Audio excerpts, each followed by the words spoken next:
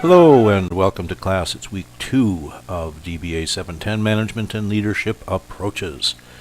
So this week we're going to be progressing on with our study of early management theories, and we're going to be looking specifically at what is called the classical management era, but different people will have different names for it. Sometimes it's called the scientific management era, but that's basically Taylor's contributions. So for our purposes, we'll just call it the classical management area. So let's start out with a little Dilbert here to show how management has evolved since the early 1900s. Dilbert says, my design plan is obviously too complex for a manager to understand. So here I've just highlighted a few areas that are intentionally suboptimal. Just to point out the highlighted areas, I've highlighted them, and now you can demand that I fix them. That'll give you the illusion of usefulness. Pretend this is in the olden days when bosses knew what their employees did for a living. And just to round out this fantasy, put on this hat made from a dead animal. And now, manage me like it's the 1800s. Boss says, do we have a smaller hat? No, and imagine we're out of candles too. So we have to understand as we move into this particular week's readings that at the time these theories were developed, we were in somewhat of a dark ages of management. It was kind of prior to the understanding of what we now take for granted is how things are organized, how you plan things, how you develop things, and so on. So let's take a look at the readings and assignment for this week. We're going to be looking at some of the main characters from this particular era, specifically Frederick Taylor, Henri Fayol, and Max Weber. And these people are, in every management textbook they will be referred to, some extensively, sometimes just in passing. And what we do, of course, in the doctoral program is we dig into these things, and rather than simply take a textbook view, we try to understand what's been written about them since that time and how their theories actually contributed to the overall development of our understanding of management and leadership as it's proclaimed today. So yes, you may have heard of these people before. I hope you have. I hope you understand a little bit of basic understanding of what these theorists did, what these early time researchers did.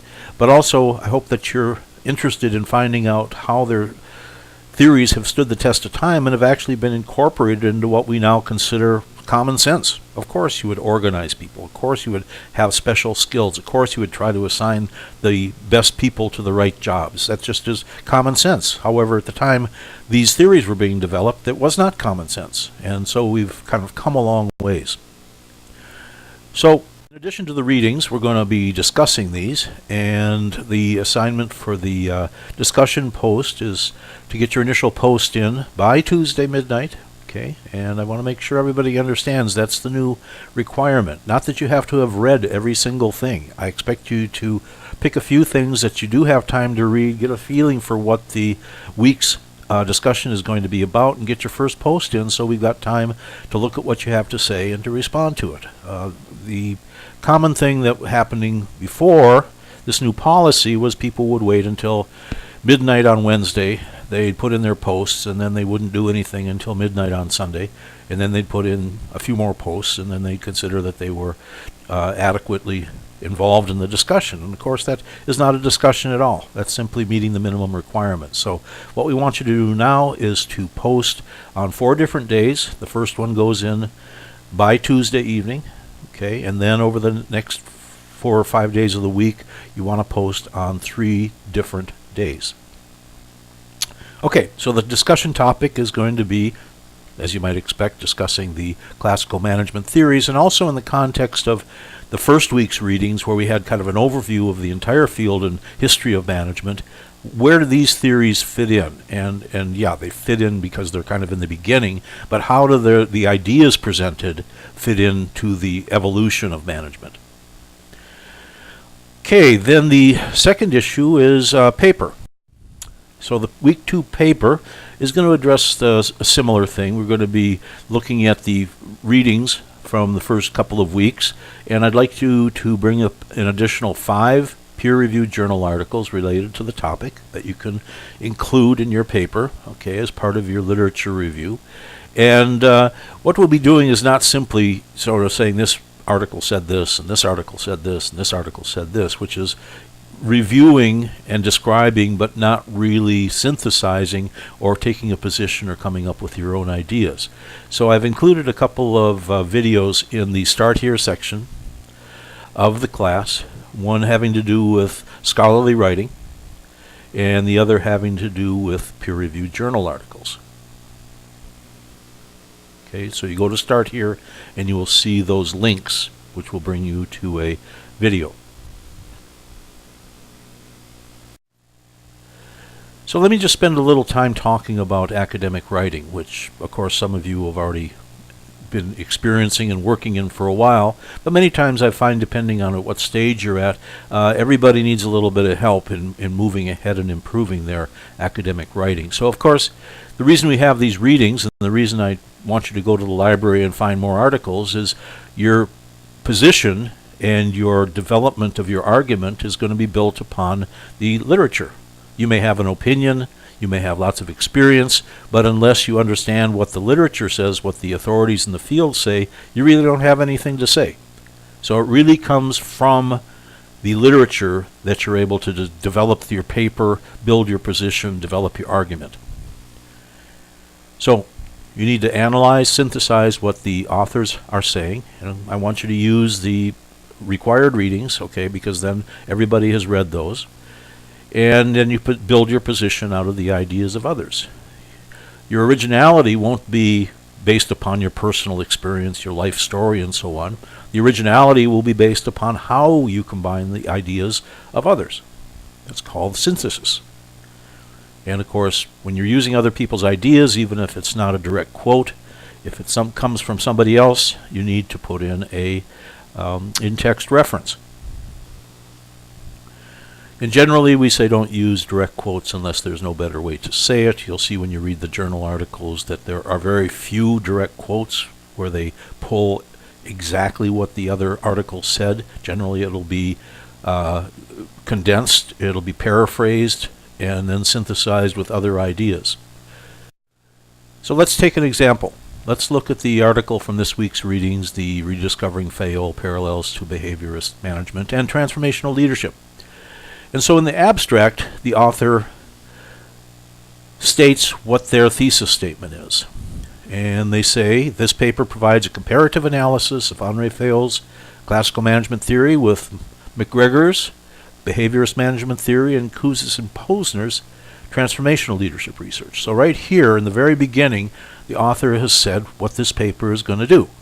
It's going to provide a comparative analysis with the objective of saying that Fayol is not obsolete, but in fact Fayol is foundational literature to all modern management theories. And Fayol's writings not only formed a core from which to build, but also planted seeds which are parallel to current management and leadership theory. Okay? So the author in the very beginning has made a strong statement about what the paper is going to do, what it's going to be about, the point it's trying to make, and the position that the author is trying to present. Okay, I want you to do that. I want you in your papers to say what your paper is going to do, what you're going to show, what your position is going to be, and then the body of the paper builds that position. So, how do you do that? Well, you use literature to present your position and prove your position. So here we can see how the author has now started using other literature, Parker and Ritson, and then Mintzberg, who has spoken about Fayol's work. And then she mentioned Wren and Lamond and Fels, who kind of take the other side of the argument, who highlight the contemporary value of Fayol's theory. And then goes on to compare it to, as she said, McGregor's behaviorist theory, and also to Kouzes and Posner's transformational theory. Okay, so here she's bringing in all the literature that's going to be necessary to develop her point, develop her position. And then we start moving forward into the 50s and 60s with McGregor's view, and she includes Maslow, of course, the person with the hierarchy of needs, and then Bennis, who is strong in the area of authority and organizational development, and also refers to Bass. So here she's brought in a lot of different literature, from the field in the area that she's trying to use to build her argument. And then when she's finished doing that, she comes to her conclusion and basically restates what her thesis was, what she was trying to do, and says, here, I showed you that Fayol's theory is relevant today, and his thinking contains parallels directly linked to behaviorism and transformational leadership, okay, despite what most management textbooks talk about when they mention Fayol. Okay, so the idea is that there's a certain way of writing that leads to the skills you need to have to write the dissertation, and part of my objective in these classes, in my writing assignments, is to get you to start to write that way, if you're not doing it already. And to do that, I've developed a writing guide or rubric that I'll use when I look at your papers. So your papers should match up well against these different categories. The first set of categories, 1 through 3, basically deal with the blocking and tackling, the fundamentals.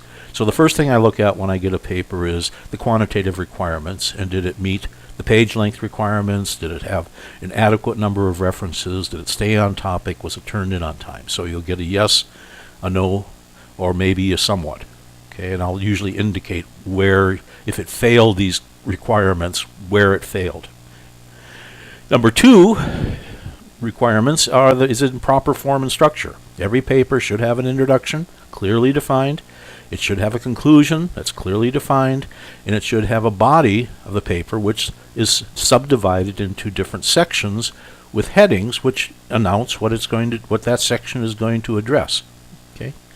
So the introduction should have the thesis statement, should define the topic, explain why it's important, and how the paper is going to address that particular position that you want to take.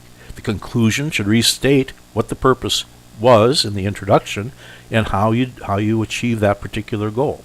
The paper we just looked at was actually submitted to a conference, and thus it wasn't the complete paper. There was more to it than what was shown in the article there. But in general, all academic papers will have these 3 sections. Okay.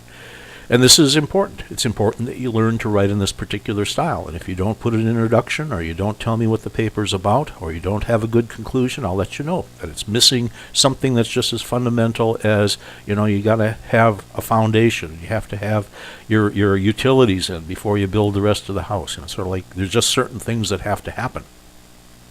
Number 3 deals with the mechanics of the writing itself. How are you doing with your spelling, your grammar, your punctuation, word choice? Are you using jargon? You don't do that in scholarly papers. Are you using in-text references correctly? And again, you'll get a yes, a no sometimes, and I'll point out in the paper where things are being adequately addressed or perhaps not. And again, these 3 areas are just fundamental. At a doctoral level, you should never have anything wrong in these 3 areas. That's just, we expect that. So then moving on to more substantive comments, the use of transitions.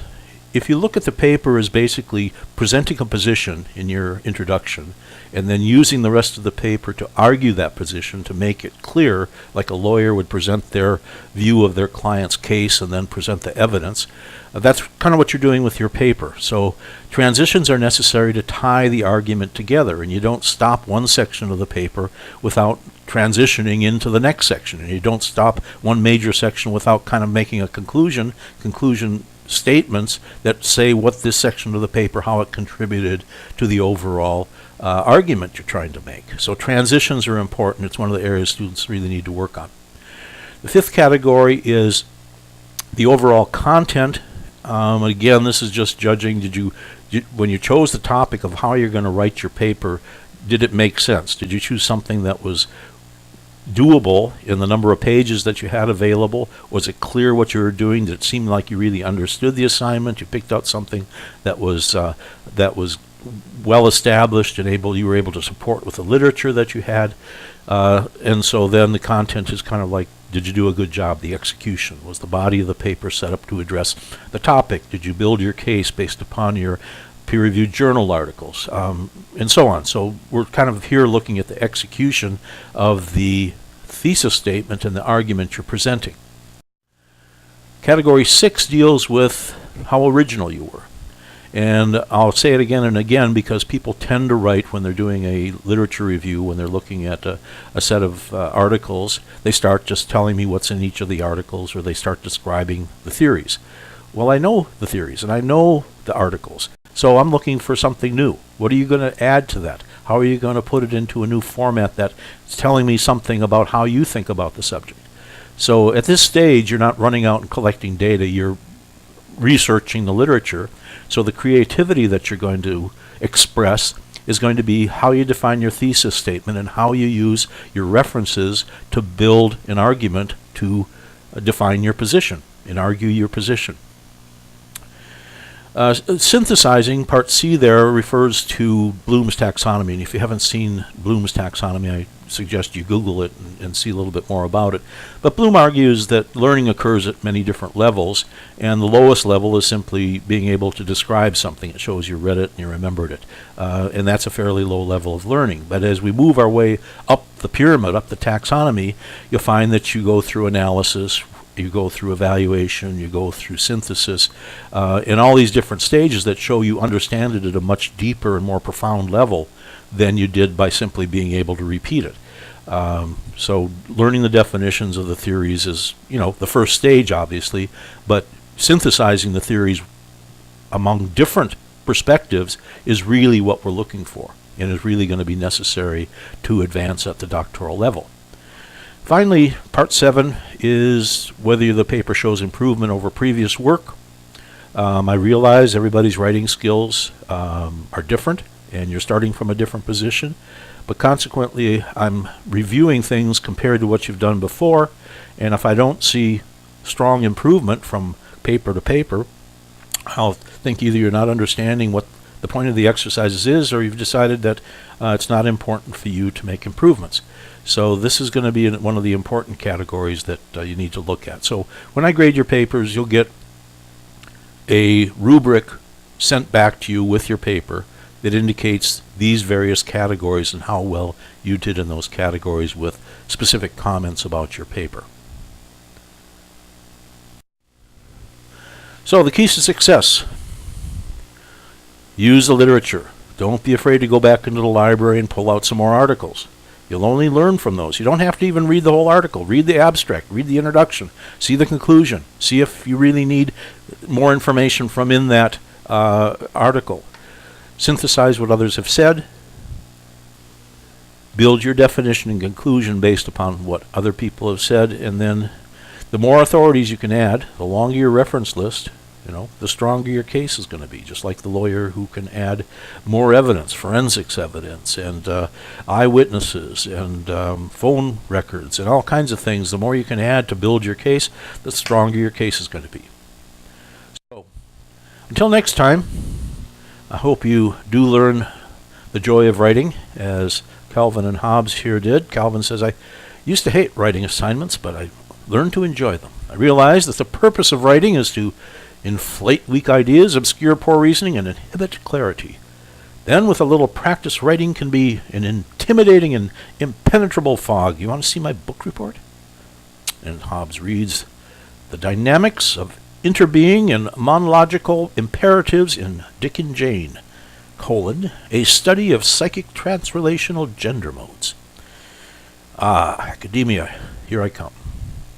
So until next time, goodbye and good luck.